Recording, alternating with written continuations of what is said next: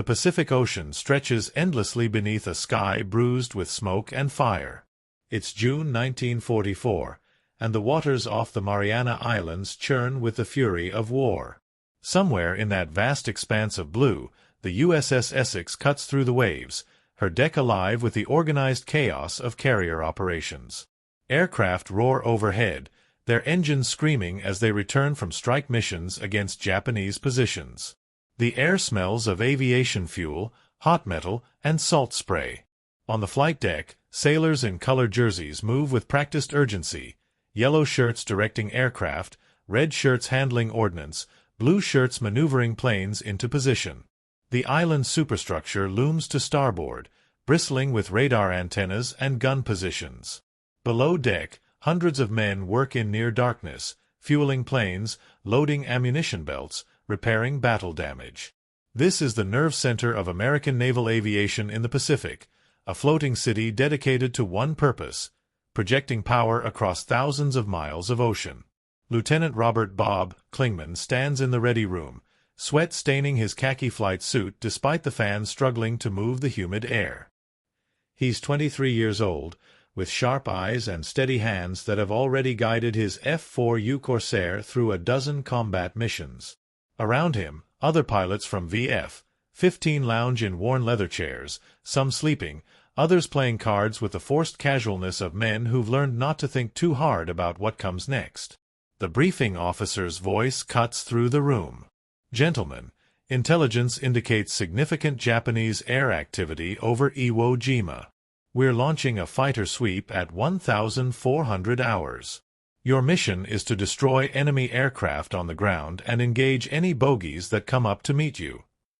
Klingman feels the familiar tightening in his chest, not fear exactly, but anticipation mixed with the knowledge that every time he climbs into that cockpit might be the last. The Corsair is a beast of a machine, all power and aggression, with its distinctive inverted gull wings and massive Pratt & Whitney R-2800 engine that produces 2,000 horsepower. It's fast, heavily armed, and unforgiving of mistakes. Pilots call it the bent-wing bird, or sometimes the ensign eliminator, because it's killed more inexperienced aviators than enemy fire. 2 hours later, Klingman walks across the flight deck toward his assigned aircraft, Bureau number 82379. The Corsair sits low on its landing gear, nose angled upward like a predator ready to strike. Its dark blue paint is weathered by salt air and combat, the white star and bar insignia stark against the fuselage. He runs his hand along the leading edge of the wing, checking for any signs of damage from the previous mission. Everything looks solid. His plane captain, a young sailor named Hodges, gives him a thumbs up. "She's all yours, Lieutenant. Fueled, armed, and ready to raise hell." Klingman climbs the side of the fuselage and drops into the cockpit. The seat is still warm from the morning mission. He straps in, the shoulder harness digging into his flight suit, and begins his pre-flight checks. Mixture rich. Prop control forward. Throttle cracked. Fuel selector on main tanks. His hands move through the sequence automatically, muscle memory built from hundreds of hours in the cockpit. The deck crew signals him forward. The massive engine coughs once, twice, then roars to life with a sound like continuous thunder. The whole aircraft vibrates, eager to fly. Klingman taxis into position behind the other Corsairs of his division, feeling the deck plate shudder beneath his wheels as other planes launch ahead of him. Then it's his turn. The launch officer spins his flag in a circle, the signal to run up to full power. Klingman shoves the throttle forward, and the Pratt & Whitney screams. The Corsair strains against the brakes, 2,000 horses trying to break free. His head presses back against the headrest. The launch officer drops to one knee, pointing forward. Klingman releases the brakes. The Corsair leaps forward, accelerating down the wooden deck with shocking violence. Wind tears at the canopy. The propeller becomes an invisible disk of fury. The deck rushes beneath him, and then suddenly there's nothing, just open air and the stomach-dropping sensation of falling before the airspeed builds and the Corsair claws its way into the sky.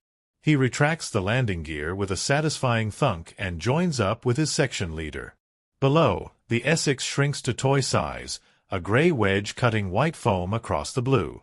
Around him, 15 other Corsairs form up in combat spread, their engines growling in harmony.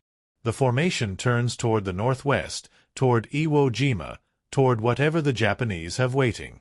The flight takes 90 minutes. They cruise at 15,000 feet, the air thin and cold despite the tropical sun.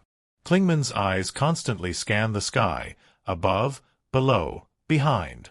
That's where death comes from in this war. The enemy you don't see until his bullets are already tearing through your aircraft. The radio crackles. Bogies, 2 o'clock high. Looks like zeros. Klingman's pulse quickens.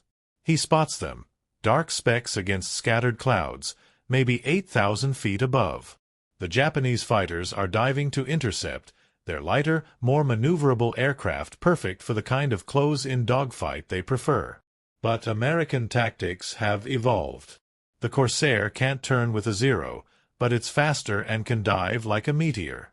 "We're going down," the section leader calls. "Stay with your wingman." The formation splits, diving toward the deck. Klingman pushes the stick forward, feeling gravity press him into his seat as the altimeter unwinds. The airspeed indicator climbs, 250 knots, 300, 350. The Corsair screams earthward, the wings flexing but holding. Behind them, the Zeros follow, but they can't keep up. The Americans pull level at 5,000 feet, having gained both speed and position. Now the hunters become the hunted. The dogfight that follows is savage and brief. Aircraft twist through the sky, tracer rounds drawing bright lines through the air. Klingman gets on the tail of a Zero and squeezes the trigger. His 6.50 caliber machine guns erupt, the recoil shuddering through the airframe. He sees strikes sparkle along the Zero's fuselage, and then the enemy fighter rolls over, trailing smoke, its pilot dead or dying. But in the chaos, Klingman makes a mistake. He's too focused on his kill, not watching his six. Another Zero drops behind him, and suddenly his Corsair shudders as bullets punch through the metal skin. Alarms scream in the cockpit. Oil pressure dropping. Hydraulic pressure gone. The control stick feels mushy, unresponsive. "I'm hit," he transmits, fighting to keep his voice calm. "Taking damage." Heading back to the boat. He turns east, toward home, nursing the wounded Corsair through the sky. Black smoke streams from the engine cowling. The propeller windmills roughly, one blade bent from a bullet strike. Worst of all, when he tries the landing gear handle, nothing happens. No hydraulic pressure means no landing gear. No landing gear means no way to safely land on the carrier deck. The Pacific stretches beneath him, beautiful and merciless. The Essex is still 80 miles away. Every mile feels like 100. This is where the Real fight begins. The Corsair limps through the sky like a wounded animal searching for shelter. Klingman's hands grip the stick with controlled pressure, feeling every vibration telegraphing through the control surfaces. The engine coughs intermittently, oil streaming back across the windscreen in dark streaks that make forward visibility nearly impossible. He's forced to crane his neck, looking out the side of the canopy to maintain visual reference with the horizon. His radio crackles with crosstalk from other aircraft. Some pilots are celebrating kills, their voices elevated with adrenaline. Others are calling out damage, heading back to the carrier in various states of distress. The air war over the Pacific is like this: moments of explosive violence followed by the lonely struggle to survive the aftermath. Essex Tower. This is Corsair 379er. I've got battle damage and no hydraulics. Repeat, no hydraulic pressure.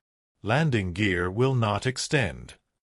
Klingman keeps his voice level, professional, but inside his chest cavity his heart hammers against his ribs. There's a pause before the tower responds. 379er, say again your hydraulic status. Complete hydraulic failure. Tower. Took hits in the system. Gear won't come down. Manual extension also negative. Cables are shot. He's already tried the emergency hand pump, working it until his arm burned, but nothing happened. The wheels remain stubbornly retracted in their wells. Another pause. Longer this time. He can imagine the conversation happening in the carrier's island. The air boss, the landing signal officer, the deck crew chief, all of them calculating the risk.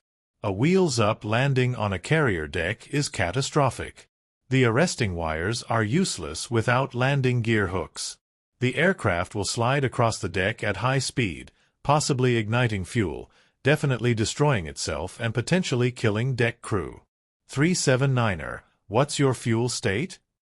Klingman glances at the gauge. The needle hovers near empty. Maybe 20 minutes. 30 if I'm lucky.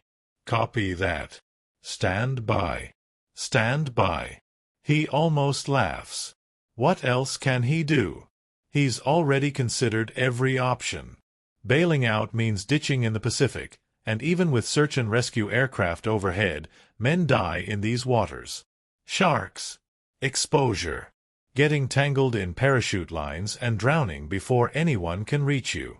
The ocean doesn't care about your training or your courage. But trying to land without gear could be worse. He's seen the aftermath of deck crashes, twisted metal, fire, men screaming. The F4U Corsair has a massive fuel tank directly in front of the cockpit. In a wheels-up landing, that tank could rupture and turn the entire aircraft into a fireball. He's 23 years old. He survived Pearl Harbor's aftermath, the Guadalcanal campaign, and a dozen dogfights. He's written letters home to his mother in Oklahoma that carefully omit how close he's come to dying. Now, with the Essex growing slowly larger in the distance, he wonders if this is how it ends. Not in glorious combat, but in a mechanical failure, a victim of chance and metal fatigue. 379er. Essex Tower. We have you on radar. Distance 60 miles. We're clearing the deck and preparing for emergency procedures. Emergency procedures. That could mean anything. Maybe they'll have him ditch alongside the carrier, close enough for rapid rescue but far enough to avoid debris if something goes wrong. Maybe they'll try some improvised solution. Or maybe, and this is the thought he doesn't want to entertain, they'll tell him it's too dangerous and order him to bail out. The minutes crawl by. The engine continues its rough, syncopated rhythm. Klingman adjusts mixture and throttle constantly, trying to keep the damaged Pratt & Whitney alive. Ahead, he can see the carrier task force. Multiple ships in formation, their wakes drawing white lines across the blue. The Essex is the largest, unmistakable with its angled deck and island superstructure. He begins his approach, dropping altitude gradually. The standard carrier landing approach calls for a left-hand pattern at 600 feet, a turn to final, then following the landing signal officer's paddles down to a 3-wire trap. But nothing about this situation is standard. 379er, this is paddles. I have you in sight. The LSO's voice is calm, professional, the same tone whether he's bringing aboard a routine landing or talking down a damaged aircraft. We've got foam on the deck and crash crews standing by. I'm going to talk you in. Foam. They're spraying fire suppression foam across the landing area. It won't prevent a crash, but it might prevent a fire. Might. Roger. Paddles. I'm hands-on and ready. Okay, 379er, you're looking high and right. Bring it down smoothly. Watch your airspeed. Klingman adjusts, coaxing the damaged Corsair into position. Without hydraulics, the controls are heavy, requiring constant physical pressure to maintain attitude. His arms are already tired from the flight back, and now they burn with the effort of precise flying. The carrier grows larger, filling his windscreen. He can see tiny figures on the deck, men in colored jerseys running to positions, fire crews standing ready with hoses and foam generators. The island looms to his right. Beyond the deck, there's only open ocean. No second chances, no go-around if this goes wrong. You're looking good. A little low now. Power up slightly. He adds a touch of throttle, feeling the damaged engine respond sluggishly. Oil smoke continues streaming past the canopy, obscuring his vision at the worst possible moment. He's flying partially blind, trusting the LSO's voice, trusting his own instincts honed through hundreds of landings. Okay, ease it back. Ease it back. You're coming in fast. The realization hits him simultaneously with the LSO's warning. Without landing gear, there's no way to catch the arresting wires. Even if he comes in perfectly, the tail hook will be too high off the deck. He'll have to belly land this monster and somehow stop before sliding off the forward end or into the parked aircraft beyond the landing area. 379er, wave off. Wave off. The LSO's voice cuts through suddenly, urgent. We need to prepare the deck further. Take it around. But Klingman's already committed. His airspeed is low. His fuel is nearly gone. The engine sounds like it's trying to tear itself apart. If he tries to go around, he'll lose power before completing the circle. He'll end up in the water regardless. He makes a decision. Negative. Paddles. I'm coming in. Clear the deck. 379er, you are ordered to. He switches off the radio. His world narrows to the deck ahead, the sink rate, the airspeed, the feel of the controls. The Corsair descends toward the Essex like a wounded eagle returning to its nest, knowing it might not survive the landing. 50 feet. 40. 30. The deck rushes up to meet him. Time fractures into crystalline fragments. Every sensation amplifies. The scream of air over the canopy, the vibration humming through the controls stick into his palms, the heavy smell of oil and fuel and his own sweat soaking through his flight suit. Lieutenant Klingman's eyes lock onto the carrier deck 20 feet below, coming up fast, too fast, a rectangle of gray steel streaked with white foam that looks impossibly small from this angle. The standard approach calls for touching down at 85 knots with landing gear absorbing the impact and a tail hook snagging one of the steel arresting cables stretched across the deck. But Klingman has neither gear nor the ability to use the hook. His F4U Corsair is essentially a 12,000-pound projectile with barely controlled flight characteristics, and he's about to smash it belly first onto a moving platform in the middle of the Pacific Ocean. 10 feet. His hand eases back on the stick, flaring slightly, trying to bleed off airspeed without stalling. The damaged engine coughs, threatens to quit, then catches again. Through the oil-streaked windscreen and the gaps in the smoke trailing from the engine cowling, he sees deck crew sprinting away from the landing area, their colored jerseys bright against the gray steel. 5 feet. He pulls the mixture to idle cutoff, killing the engine to reduce fire risk. The propeller windmills to a stop, and suddenly the only sound is wind and the hiss of his own breathing inside the leather flight helmet. 3 feet. His left hand reaches up and unlocks the canopy, shoving it back along its rails. Cold salt air blasts into the cockpit. If this goes wrong, when this goes wrong, he needs to be able to get out fast. 1 foot. The Corsair's belly meets the deck with a sound like the end of the world. Metal screams against metal. The impact slams Klingman forward into his shoulder harness hard enough to crack ribs. His head snaps forward then back. White sparks shower from beneath the fuselage as steel scrapes across steel at 70 miles per hour. The aircraft skids wildly, the tail swinging right as the nose carves left. Without landing gear, there's no directional control, no way to steer. The Corsair is a runaway sled on a surface that offers minimal friction thanks to the foam. Klingman grips the stick uselessly, his training screaming at him to do something, anything, but there's nothing to do now except hold on and pray. The arresting cables whip past beneath the sliding aircraft, useless.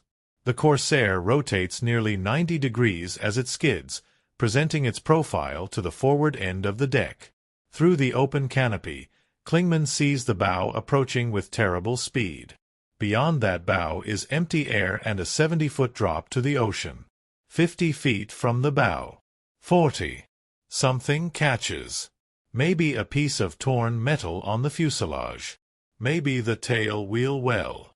But something grabs against the deck, and the violent rotation reverses. The Corsair spins counterclockwise, the centrifugal force slamming Klingman against the right side of the cockpit. His helmet cracks against the canopy rail. Blood fills his mouth where he's bitten his tongue. 30 feet. 25.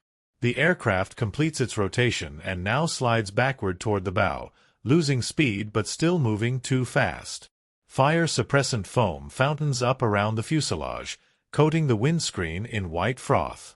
Klingman can't see anything now except foam and the gray sky above through the open canopy. 20 feet. He braces for the final impact, either the deck edge, which will flip the Corsair over and send it tumbling into the ocean, or the restraining nets that sometimes stop runaway aircraft. His hands fly to the quick release on his harness, preparing to eject from the cockpit the instant the aircraft stops moving. 15 feet. 10. The screech of tortured metal reaches a crescendo. Then, with a final shuddering impact that throws Klingman against his harness one last time, the Corsair stops. Complete silence. No engine. No screaming metal. Just the wind across the deck and the distant throb of the carrier's own engines far below in the hull. Klingman sits frozen for perhaps 2 seconds, his mind unable to process that he's stopped, that he's alive. His hands are locked on the stick and throttle in a death grip. His breath comes in ragged gasps. Every muscle in his body is tensed for an impact that already happened. Then training kicks in. He slaps the quick release on his harness, and the straps fall away. His hands find the cockpit rails, and he pulls himself up and out, not gracefully, nearly falling as his legs buckle beneath him. He rolls off the wing root and drops the 5 feet to the deck, landing hard on his knees in the foam. Hands grab him. Deck crew shouting. Someone throws a fire-resistant blanket over him even though there's no fire. They drag him away from the aircraft, away from the danger zone, and he goes without resistance, his legs moving automatically but his mind still somewhere else, still in that final approach, still feeling the impact.